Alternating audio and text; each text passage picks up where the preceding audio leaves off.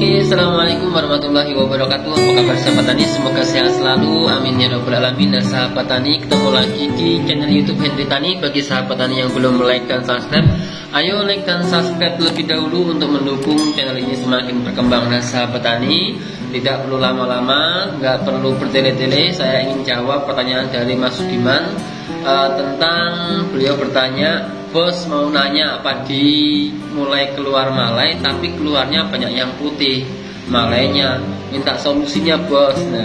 Nah jadi sahabat tani, jadi Mas Sudiman ini bertanya, ya sebenarnya bukan bos juga ya, ini masih belajar sahabat tani ya. Nah intinya sahabat tani, ketika padi awal-awal keluar malai ternyata malainya banyak yang putih, ini berarti disebabkan oleh hama pengerek batang. Nah malai putih ini disebut dengan beluk. Nah jadi selama ini kemana aja Mas Sugiman? Ya, nah sahabat tani, ini sangat penting sekali ya, penting sekali, perlu dipahami sahabat tani, karena malai putih ini rata-rata hampir semua petani, khususnya petani pemula kayak saya dulu, khusus petani pemula rata-rata pernah mengalami tanam padi keluar malai, padi malainya keluar itu putih.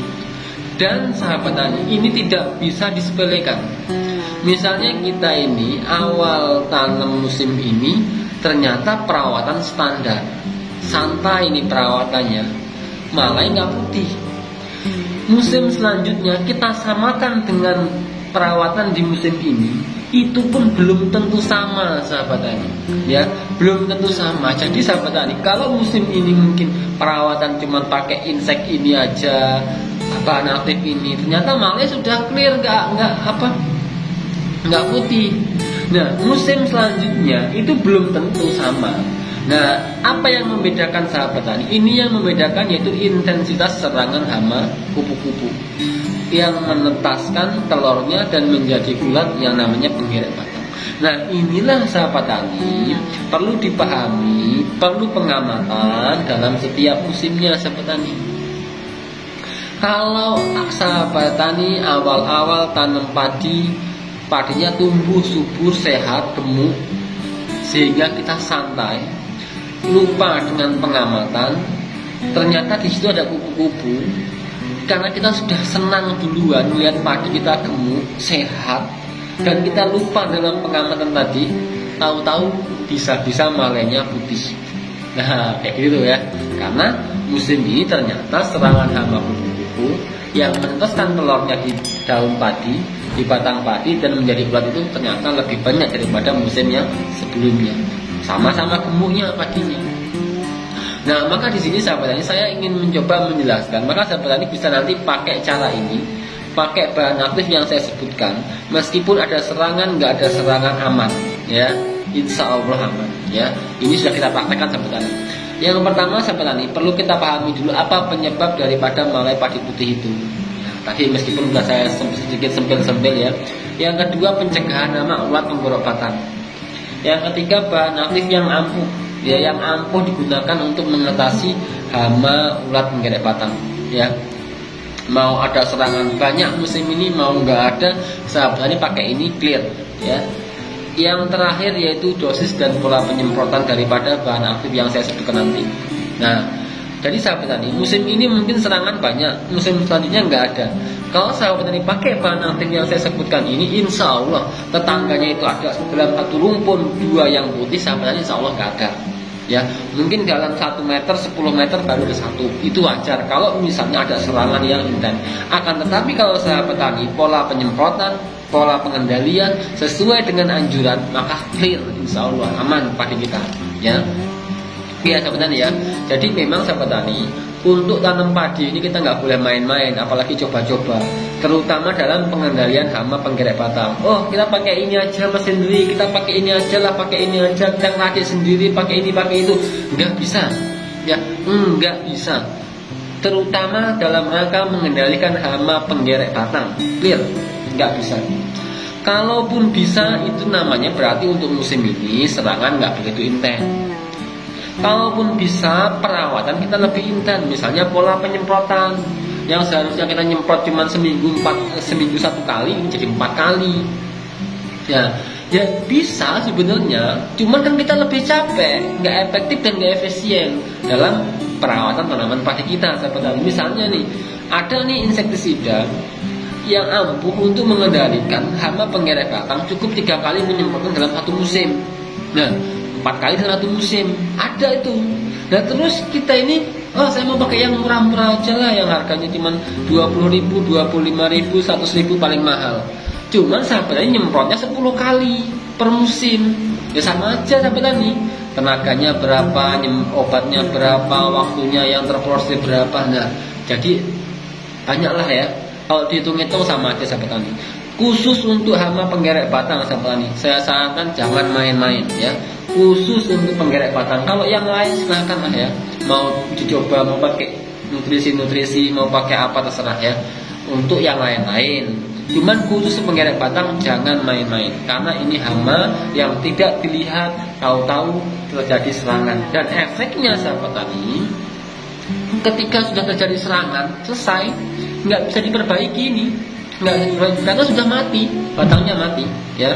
Nah sahabat tani bisa cek aja daun malai padi yang putih itu, sahabatnya cabut ya, sahabatnya cabut, nanti di bagian batang itu pasti dia rusak, luka.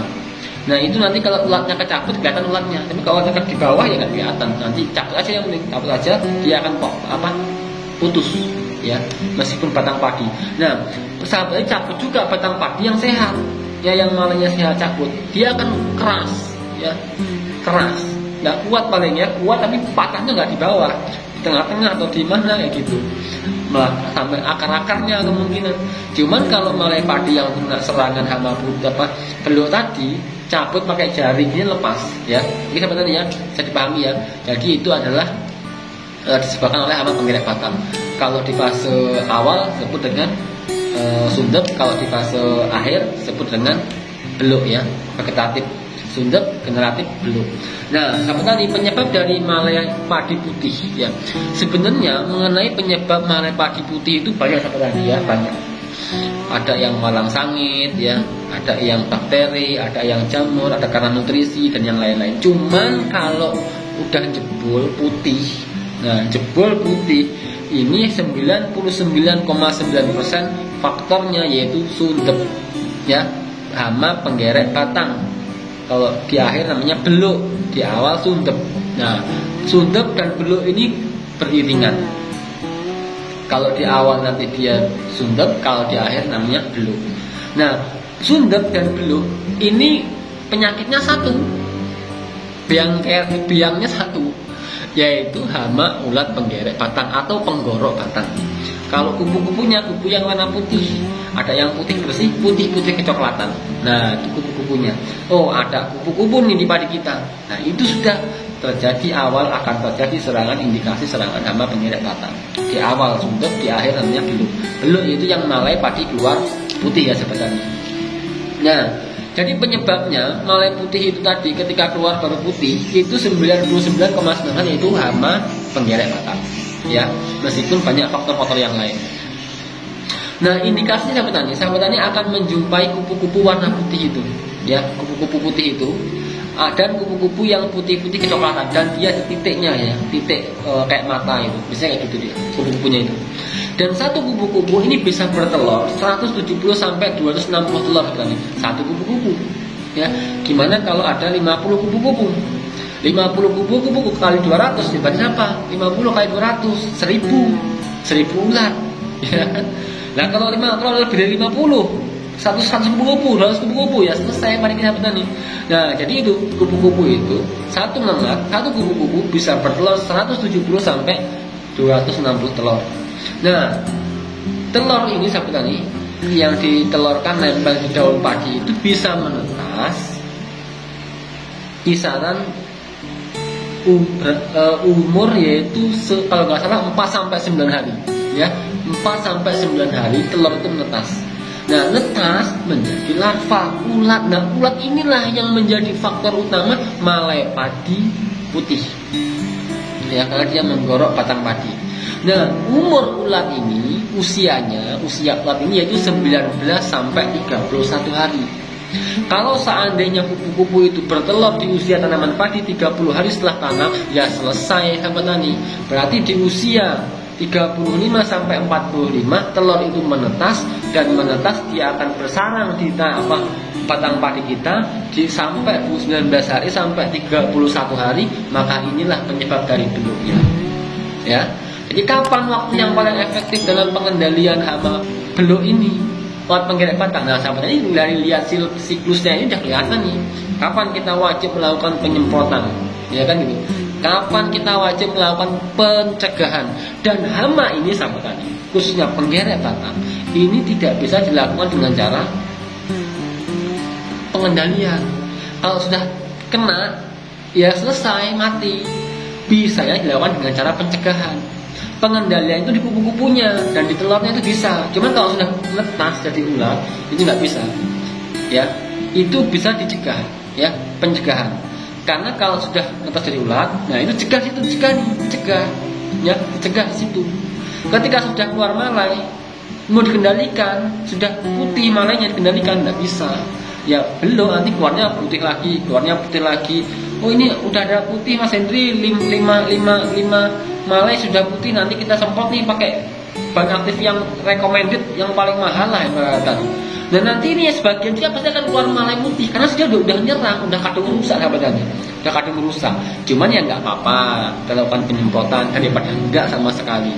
Cuman udah nggak efektif, cuman masih bisa lah untuk mencegah bagian tanaman padi yang mungkin proses rusaknya itu masih separuh, masih 1/4, 1/3. Ya kita harapannya masih bisa keluar malai lah, putihnya cuma setengah berisi. Nah kayak gitu, mungkin itulah harapan kita sahabat tani. Nah maka ini nggak efektif. Maka yang paling efektif sahabat tani, lakukan pencegahan dari awal.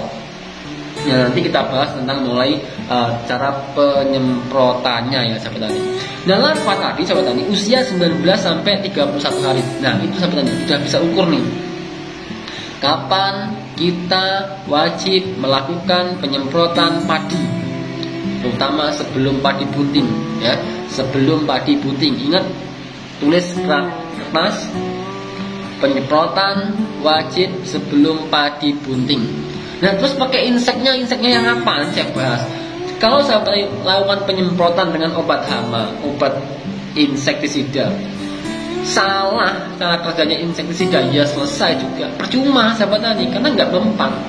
Nah untuk mengendalikan hama ulat penggerek batang ini harus menggunakan insektisida dengan cara kerja khusus ya, nggak bisa pakai yang lain-lain, khusus ya, harus khusus.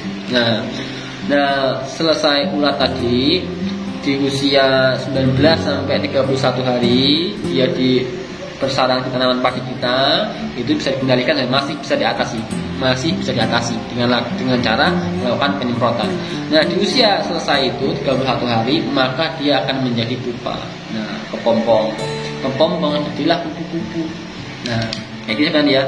Nah kalau kepompongnya mah nggak bahaya, kupu-kupunya nggak bahaya, yang bahaya itu ularnya sahabat tani. Nah yang poin kedua sahabat tani, bagaimana pencegahan hama ulat penggerek batang atau penggerek batang?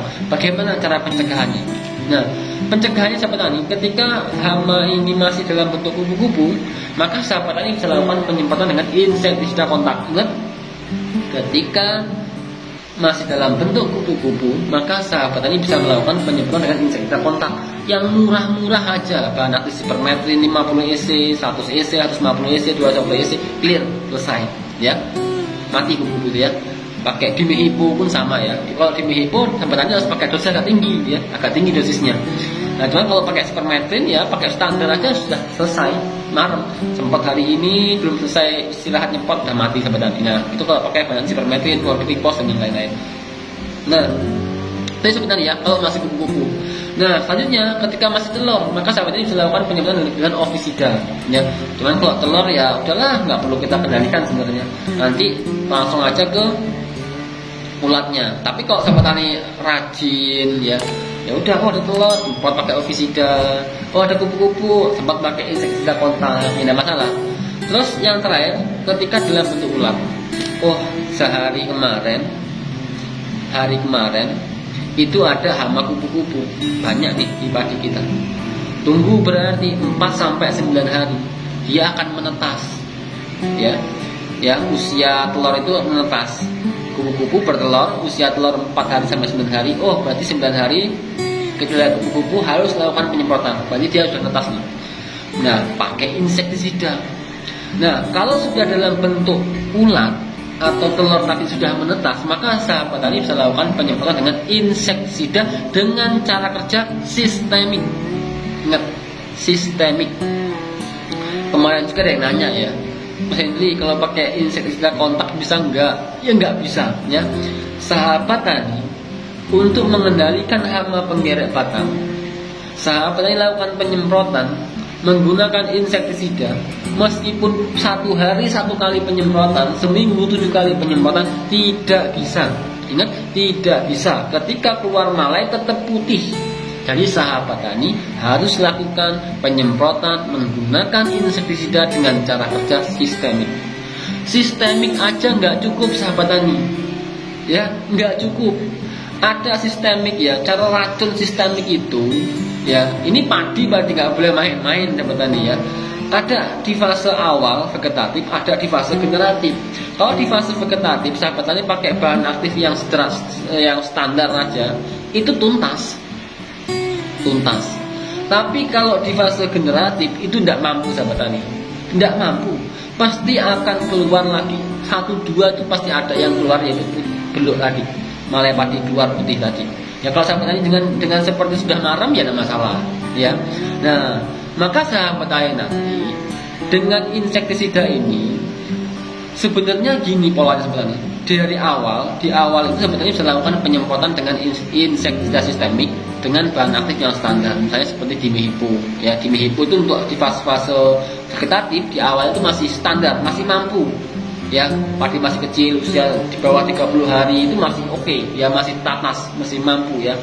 Dengan catatan penyemprotan sesuai dosis. Ingat, sesuai dosis. Dan volume air dalam penyemprotan tidak boleh main-main. Ada petani yang nyemprot cuma 4 tangki, ada yang 6 tangki per 1 hektar. Jangan, usahakan minimal 10 tangki per 1 hektar. Akan tuntas sahabat tani untuk khusus mengatasi hama penggeret batang.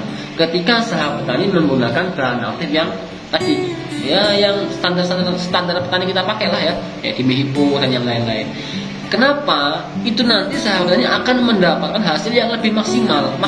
Ya kalau mau nggak maksimal ya standar ya nggak apa-apa, pakai 8 tangki pun nggak apa-apa, bisa sahabatnya ya, pakai 8 tangki pun bisa. Cuman ya kadang-kadang nih kalau saya kurang marem sahabatnya. Cuman ya kadang-kadang ya 8 tangki. Melihat tenaga kita udah capek apa belum ya, cuaca dan yang lainnya. Dan usahakan 3-6 jam setelah aplikasi penyemprotan tidak terlalu hujan. Yang selanjutnya sahabatnya, dalam penyemprotan insektisida sistemik, kalau saran saya campur dengan perekat, ya tambah perekat lah ya, tambah perekat. Kenapa? Itu tujuannya untuk memaksimalkan cara kerja daripada insektisida. Nah, itu mengenai di awal-awal. Nah, poin ketiga sahabat tani, ini bahan aktif yang ampuh. Nah, ini ya, bahan aktif yang ampuh digunakan untuk mengendalikan hama penggeret batang. Nanti sahabat tani bisa cek di kios-kios pertanian ya, tanya di sana, tekok ya, kalau bahasa Jawanya tangklet. Tekok ya bahasa Jawa, tangklet ya bahasa Jawa. Tanya sama orang yang punya kios, atau sahabat tani bisa cek di marketplace online. Pakai bahan aktif yang pertama, ini udah ampuh sekali. Baik di fase awal mau fase akhir, oke. Mau di fase vegetatif atau generatif tadi ya, oke. Di fase persemaian, oke ya. Yang penting dosis harus tetap sesuai anjuran, jangan dikurang-kurangi, biar oke semua hasilnya. Oke sahabat tani ya. Dan ini udah nggak main-main. Ini kalau di atasnya ini udah nggak ada lagi. Ya, ini udah paling ampuh nih. Ya, bahan aktif yang akan saya sebutkan nanti. Cuman di masing-masing wilayah itu ada yang namanya resistensi. Kadang di wilayah A, B, C, D ini pakai bahan aktif ini oke, bahan aktif ini sudah nggak oke. Nah, itulah yang namanya resistensi. Nah, sahabatnya harus pahami mengenai itu. Jadi apa hama ini sudah resisten belum terhadap bahan aktif ini. Kalau bahan aktif ini sudah resisten, ganti yang ini, jangan disamakan sebenarnya ya. Nah kalau masalah merek dagang sebenarnya bebas, cuma nanti di sini saya sebutkan juga nih merek dagangnya ya. Nah bahan aktifnya sahabat tani, yang pertama chlorantraniliprol. Bahan aktif chlorantraniliprol ini udah nggak diragukan lagi, tinggal sahabat tani cari dosis yang paling tinggi. Chlorantraniliprol 50 misalnya, chlorantraniliprol 100, berarti pilih mana? Pilih 100, ingat ya, pilih yang 100. Oh ada yang 300, pilih yang 300. Nah seperti itu sahabat tani ya. Yang kedua thiamethoxam ya, chlorantraniliprol, thiamethoxam ya.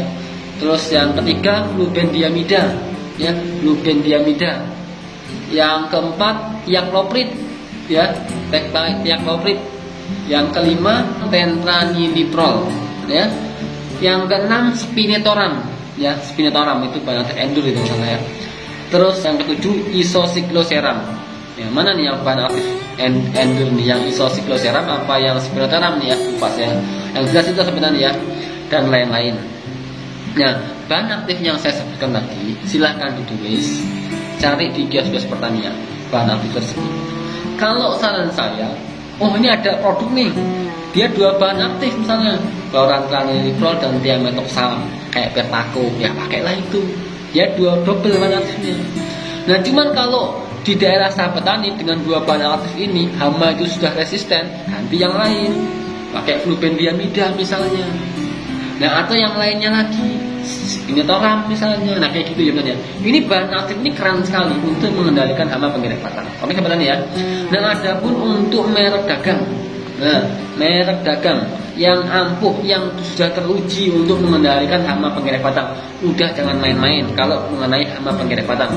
Atau sahabat tani juga bisa pakai yang lain, bisa sesuai dengan budgetnya ya, sesuai dengan budgetnya, sesuai dengan penyemprotannya, sesuai dengan dosisnya, sesuai dengan resistensi hama di masing-masing wilayah, sesuai jenis tanamannya dan yang lain-lain. Oke sebenarnya ya. Cuman kalau pakai bahan aktif yang saya sebutkan ini clear insya Allah. Gitu sebenarnya ya. Ini berdasarkan pengalaman saya.